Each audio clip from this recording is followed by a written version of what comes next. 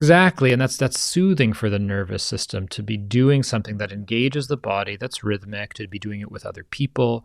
And, to a large extent, our society has lost touch with that, and it's why, you know, Amazon is a trillion, dollar multinational corporation, is because we have forgotten how to rest, how to connect, how to come back to the basics of being a human being on the planet. Welcome to Zestful Aging, the podcast where we celebrate aging with vibrance and we defy the stereotypes of what it means to age.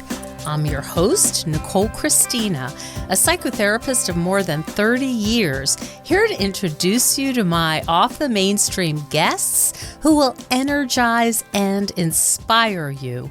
My hope is to create optimism about getting older and help you cultivate zest and joy in this season of your life. And I love to hear feedback from you, my listeners.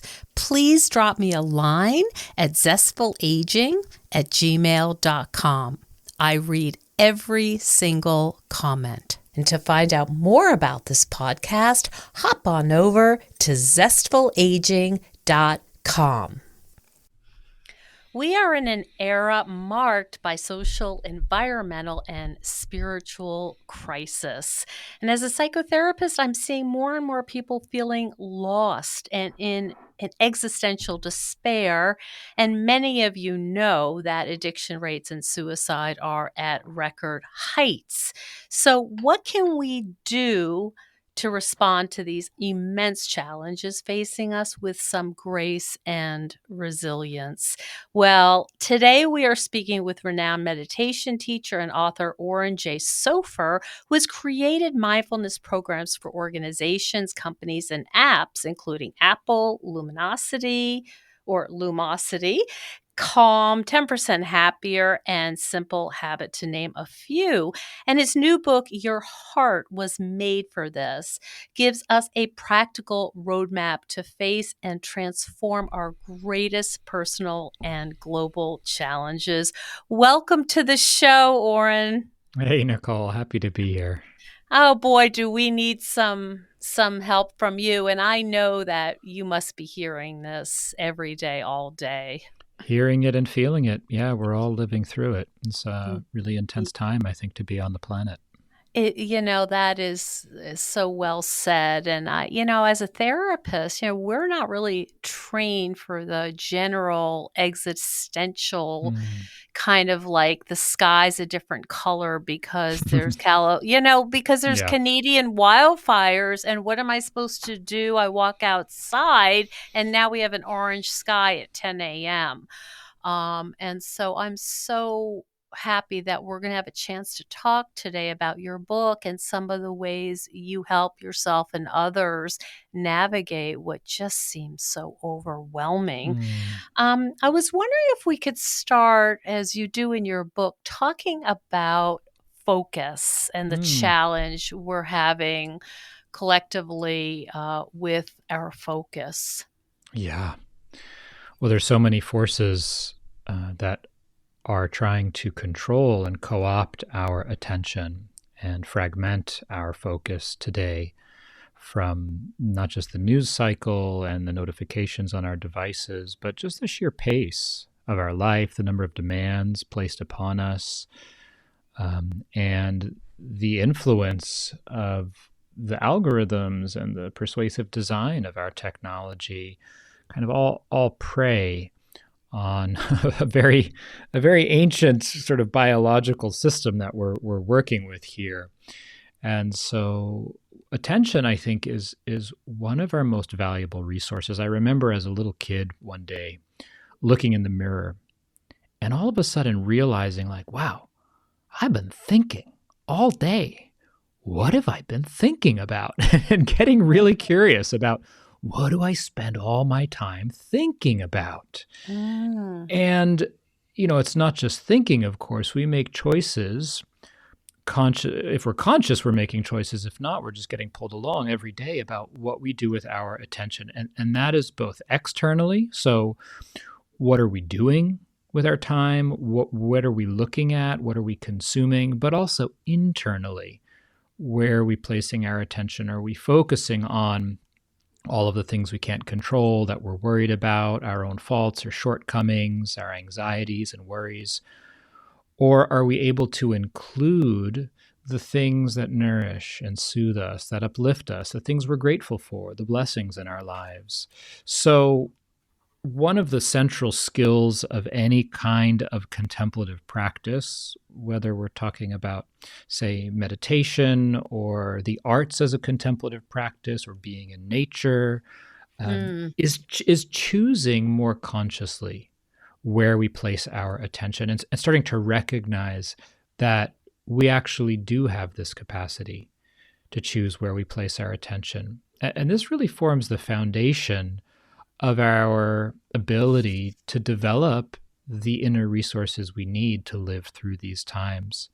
And then through that process, we start to build this inner well of resilience. And to link this a little bit more closely with the word you used in the question you asked of focus, focus is a kind of gathering of our attention into what I like to call concentration, which is a very natural state, actually, of collectedness.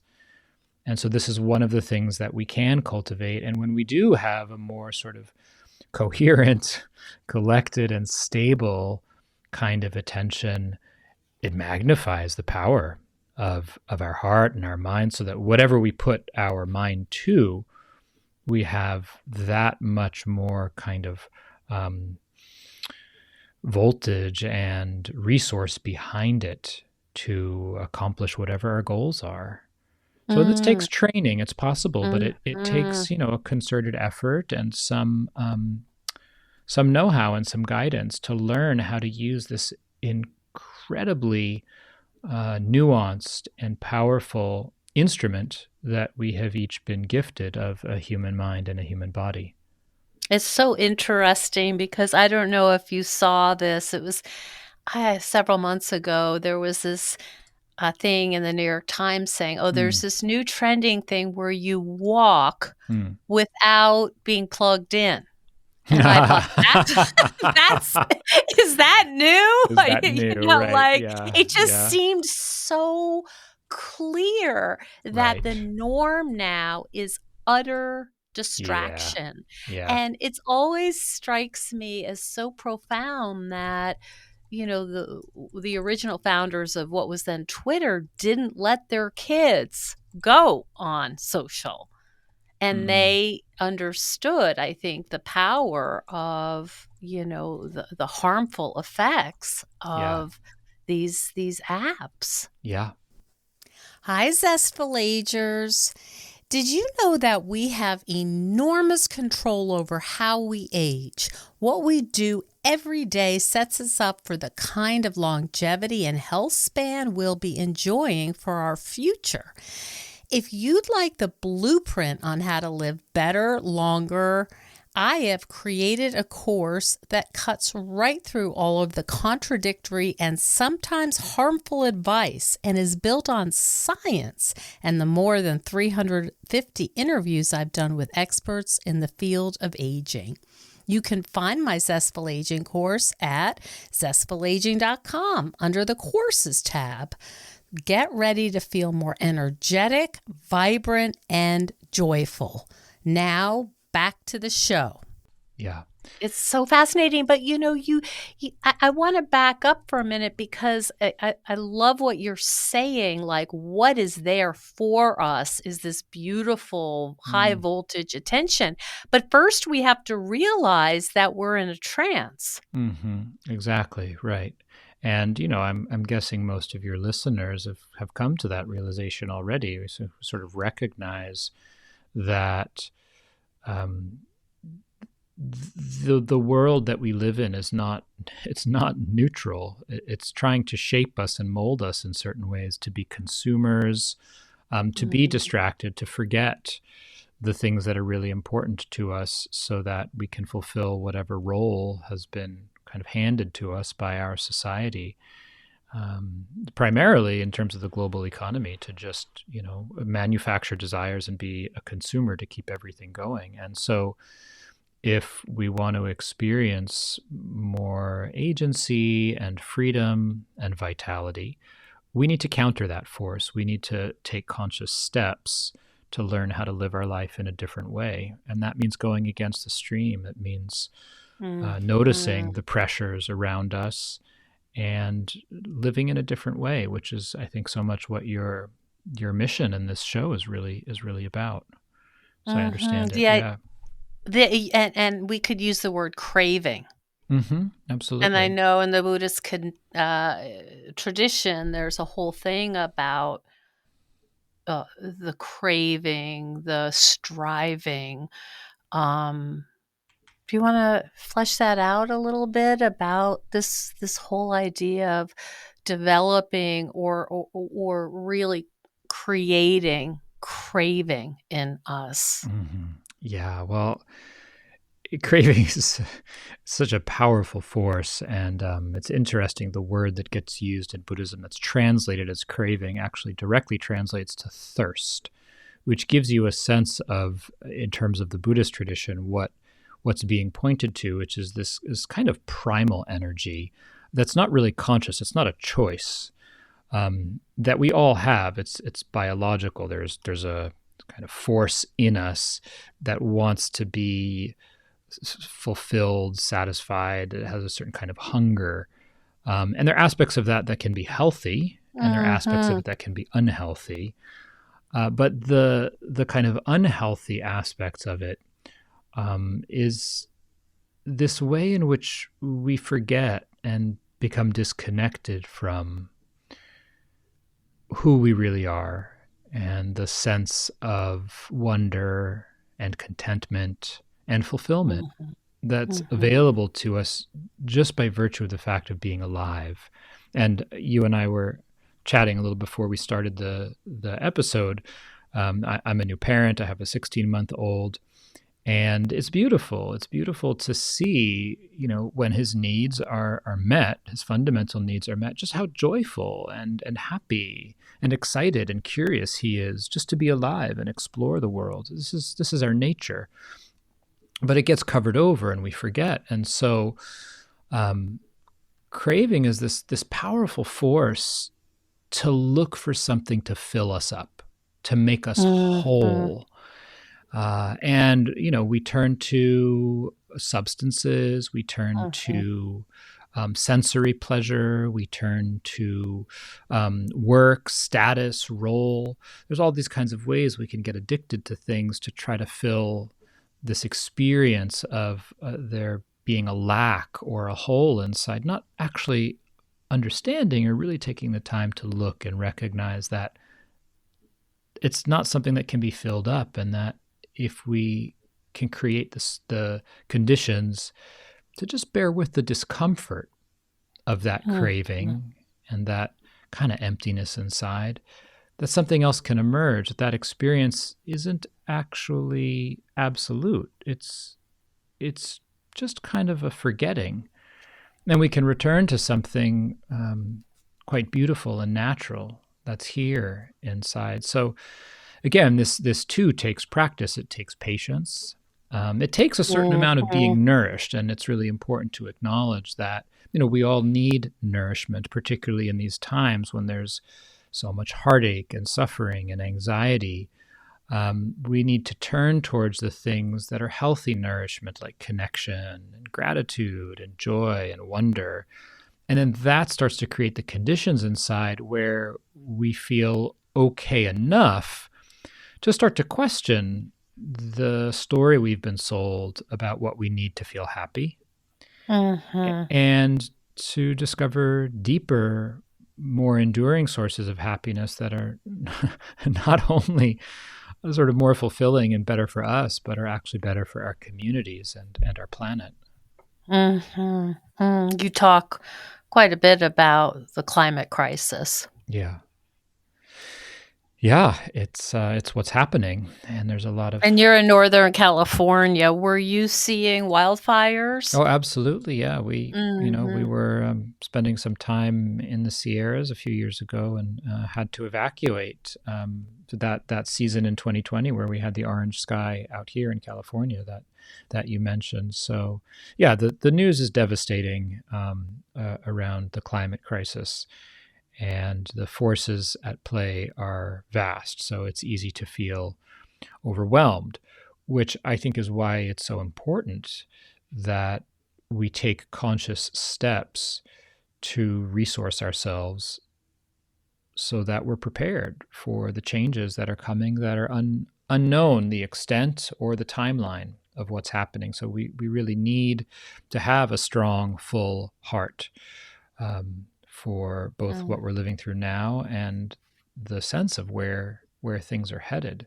And all of these skills that I talk about in my book, from things like learning to use our attention more wisely or cultivate mindfulness or concentration, but also things like resilience and empathy and patience and resolve, really having the fortitude and strength inside to bear with difficulty and to keep our eye on the goal, whatever that is for each of us. So, one of the things I talk a lot about in the book in relation to the climate, but just more generally in terms of the kind of rapid and vast changes we're living through in our world today, is having a sense of what our place is. And I think this is really important for all of us today. There's so much need in our world. It's not possible to be involved with everything, to do everything, to Mm. help in Mm. everything. In fact, when we try to, it makes us less effective, more burnt out. But precisely because there is so much need, we can't do nothing. Each of us has a role to play. And so I think that's for each of us to discover. What is our calling? What is our role? What is the issue, the area, the aspect of our lives, our communities that we feel called to learn more about, get involved with, and contribute to? And when we're doing that, we can know that we're making a difference in some way. And that brings energy, it brings reassurance, it brings peace of mind because we're living in a way that's aligned with our values.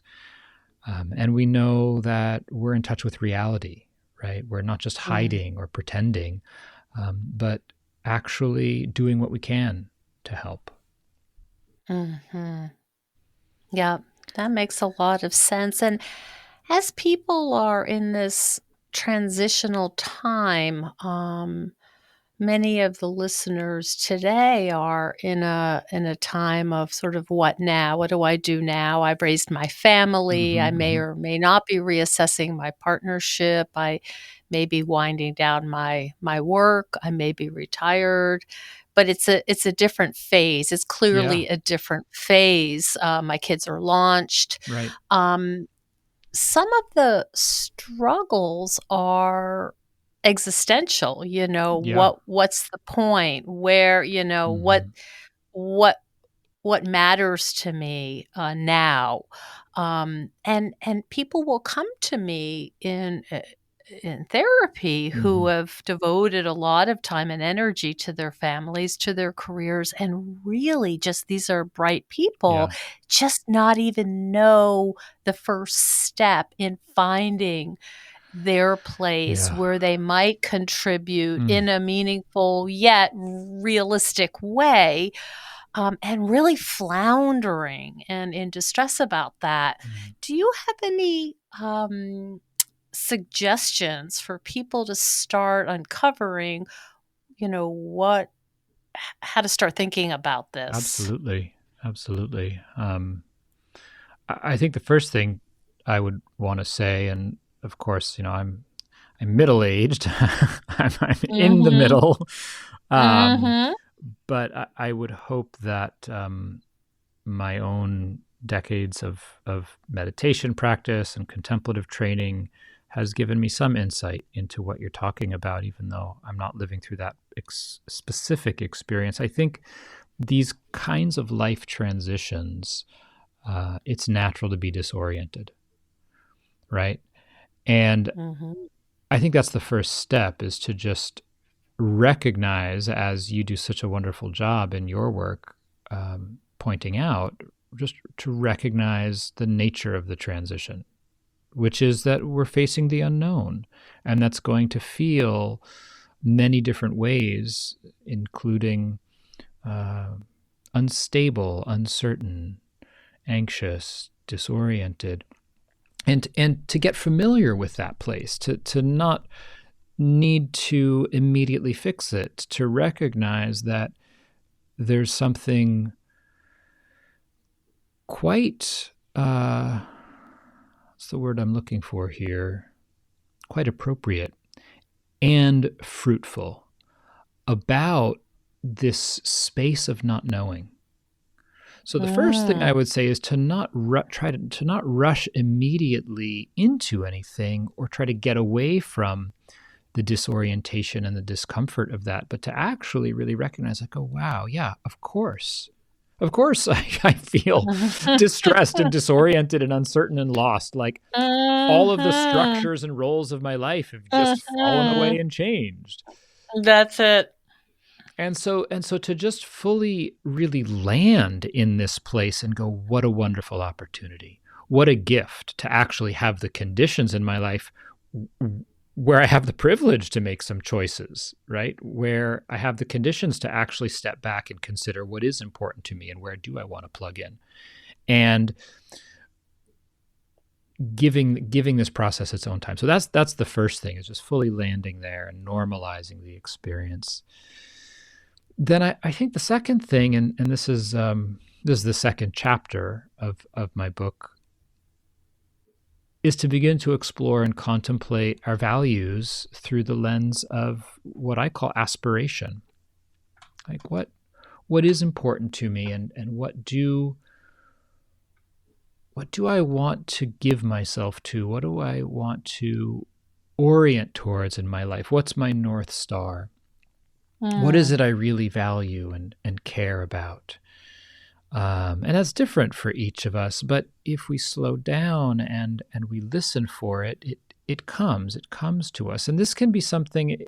It doesn't need to be grandiose, right? It can start with something very simple, like, now that the conditions of my life have changed, I want to make it a priority to take really good care of my mind and body. That's an Hmm. aspiration. It's a very, and then to make that really concrete. Well, what does that mean each day? Does it mean taking a walk, eating healthy, um, exploring something nourishing like art or music or reading? So there's this sense of, what am I pointed towards?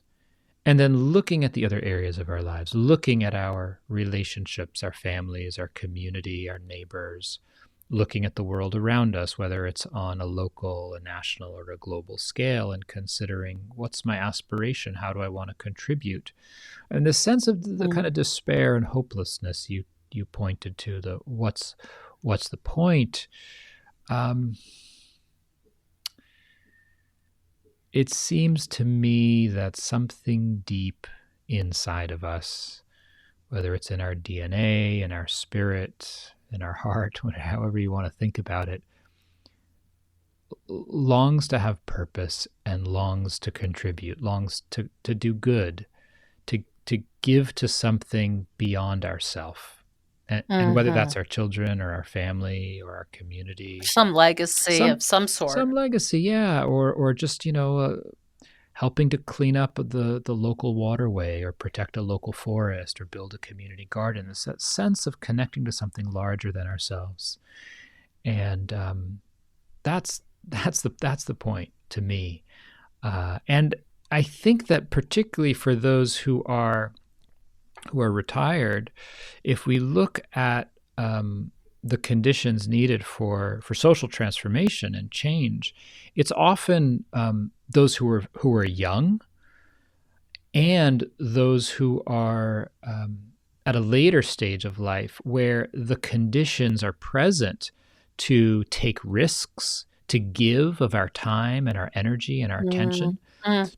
to these causes. And of course, all throughout our life we can do this, and social movements are peopled by those from all walks and ages of life.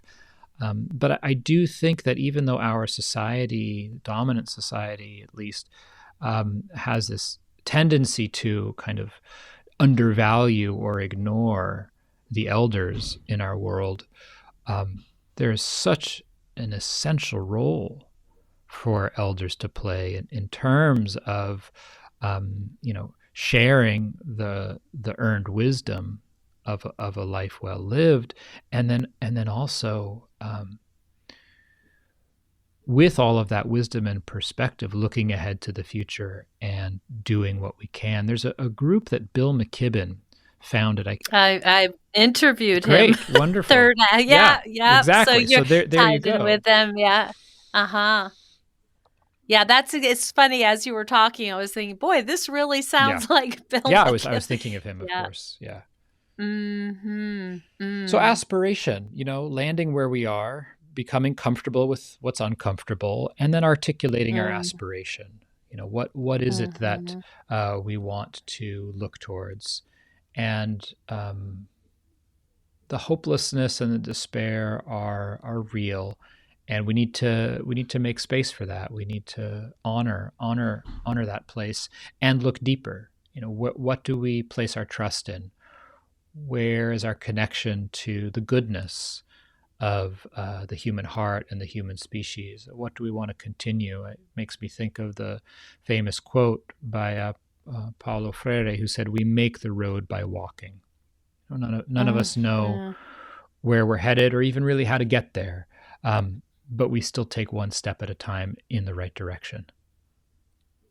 The one step at a time really sounds like an important notion, because as you said, you could get caught up and there's so many troubles, so much need. What's the first step? Yeah.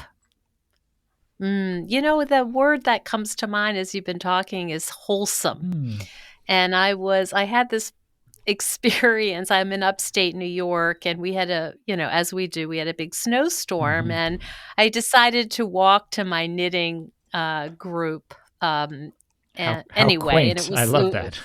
it was so quaint. And I live in this charming upstate New York town, and I thought, is this the most wholesome, lovely thing ever? I had my backpack on, I had my knitting project in, and I'm walking to meet with these other women who were doing really interesting projects. And I thought, this is to me, there was just this depth of happiness and contentment that I don't get when I order something new on Amazon. The thrill is gone, in 10 minutes, whatever it is, a new whatever. There was something that just felt so, I don't know quite the word, wholesome and organic. And just here I am, walking in the snow, trying not to slip on the ice, with my little backpack and my, my teacup, because of course they have tea there, meeting my group, and we're all talking about our knitting projects. And there was just something so deeply satisfying about that. And that felt like it helped as an antidote to some of the recent news, which I can't even listen to NPR anymore because it's just too much. Some of my disappointment about some of what's going on in our government. And for just a few minutes, it felt like I had a rest. Yeah, rest. There's something so important about coming back to the basics, right? Of just being in a body, being on the planet, connecting with other humans, doing something with our hands, right? So in the chapter on rest, I quote Tricia Hersey, Nap Ministry, Rest is Radical, a manifesto, who she defines rest, and I love this. She says, rest is anything that connects our body and mind. And, evolutionary biologists point to our history as hunter-gatherers and the likelihood that woven into the rhythms of our daily lives were these activities that were quite restful and soothing, whether it's just walking or Mm. threshing, Or baking baking bread. bread, weaving, knitting, these kind of things that we do, or tool making, or so. Rhythmic. Exactly, and that's soothing for the nervous system to be doing something that Mhm. engages the body, that's rhythmic, to be doing it with other people. And, to a large extent, our society has lost touch with that, and it's why, you know, Amazon is a trillion, dollar Mhm. multinational corporation, is because we have forgotten how to rest, how to connect, how to come back to the basics of being a human being on the planet. And it's, we see the effects of this all around us in terms of violence, mental health, the climate crisis, as we've become disconnected from the facts of what actually sustains and nourishes us, both physically but also emotionally and spiritually. And so that story you just told, I think, is a beautiful example of the movement to come back into relationship with ourselves, one another, and the earth, which I think is so essential to heal in this moment historically, and to begin to reclaim and rediscover and recreate another way of living. That's Mhm. that's And to counteract, I think, to neutralize some of the yeah, toxic soup we're living yeah, in. It seems to me like, um, it could be so helpful when we're scrolling, to ask ourselves, this is certainly not an original concept, but, like, is this really kind of scratching the itch, or oh yeah, is it really giving me what I'm looking for and what I'm needing, and what, by the way, do I need right hmm, now? It's probably not a bag of chips, and it's probably not a new pair of shoes. What and I think that exploration hmm, is so important to say, like, how do I feel when I walk in the woods with my dogs? That's how I want to feel. hmm, hmm. And Amazon doesn't sell that. No, no, and it's probably not looking at the device either that's Mm, gonna mhm. get it for us. It's a powerful contemplation. What do I need right now? Yeah, Mm. Maybe that's a good place to start for some of us who feel that, that sense of, boy, I look up at the clock and I've spent 2 hours on Pinterest. hmm, And there's that I don't know if I'm misquoting, but that hungry ghost idea hmm, hmm, of, hmm. that it's empty. It's like junk food, but yet I crave it. Yeah, yeah. It's a for those unfamiliar with what you're referring to there, Nicole. It's a concept in the Buddhist cosmology that a hungry ghost are these beings that are incredibly thirsty and hungry, but their throat is the size of a needle, so they can't actually get any nourishment in. And this is a very powerful image for that kind of insatiable craving we were talking about earlier. Yeah. Mhm. So much to learn here and to, I think, experiment with Yeah. too, because, we're many of us are thinking, I think, at least the people that I'm talking to are like, I don't know what to do, but what I'm doing isn't Yeah. working. And I love the word experiment. And I think that's a good way of approaching it, approaching our lives and our minds and our hearts is to recognize that um, all of it's not fixed. It's a great gift and blessing of a human life, is that we learn and we change and we grow. And when we have the right guidance, the right information, we can take an active role in shaping who we are, who we become, and how we live through these experiments. What do I do with my thoughts and my attention all day? How do I nourish Mhm. myself? How do I rest? How do I articulate what's important to me and my aspiration? What do I need? These really powerful questions we've been looking at. And how do I start to build or continue to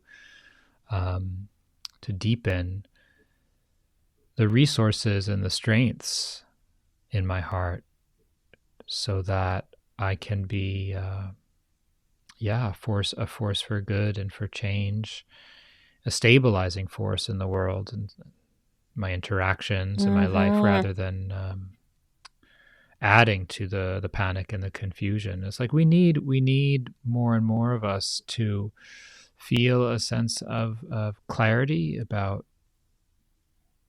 what we want to bring into the world, and also a sense of groundedness and stability about our values and how we're going to show up and relate to one another, particularly as so much of the public discourse becomes so frayed and conflictual, to really be able to embody the kind of goodness and dignity and respect that's possible, and to say, I'm not going to stoop to that regardless of what's happening.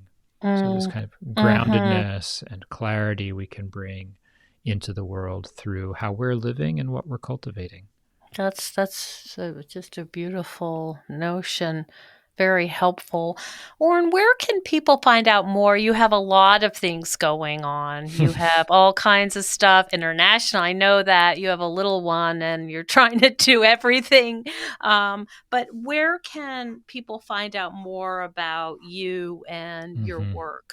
Thanks, Nicole. Well, the best place is my website, which is my full name, orenjsofer.com. My books are listed there. There's a bunch of free resources and articles. If people want to stay in touch, the best way to do that is through my newsletter. There's a place to sign up right there on my website. And then I am on social media, though I post less and less these days due to parenting. But I'm on various social media platforms at Oren J. Sofer. Okay, I will put that down for people to find you. Well, it has been delightful. And after a pretty stressful day, I was really looking forward to speaking to you and getting kind of back in some kind of alignment, and it was just really lovely to read your book, and also now to hear your thoughts on what we're all challenged by. So thank you so much for spending time with me today. And absolutely. Thanks for having me on the show. Yeah. Glad we had a chance to talk. Thank you so much for joining us on Zestful Aging. If you like the podcast, please share it with some of your friends. Our theme song is All I Did Was Wait for You by Kjartan Abel. Visit Kjartan-Abel, that's KJARTAN-Abel, ABEL.com to hear more of Kjartan's work. And our technical director is Stephen Litweiler. And stay tuned next week for another interview with a fascinating and inspiring guest. See you then.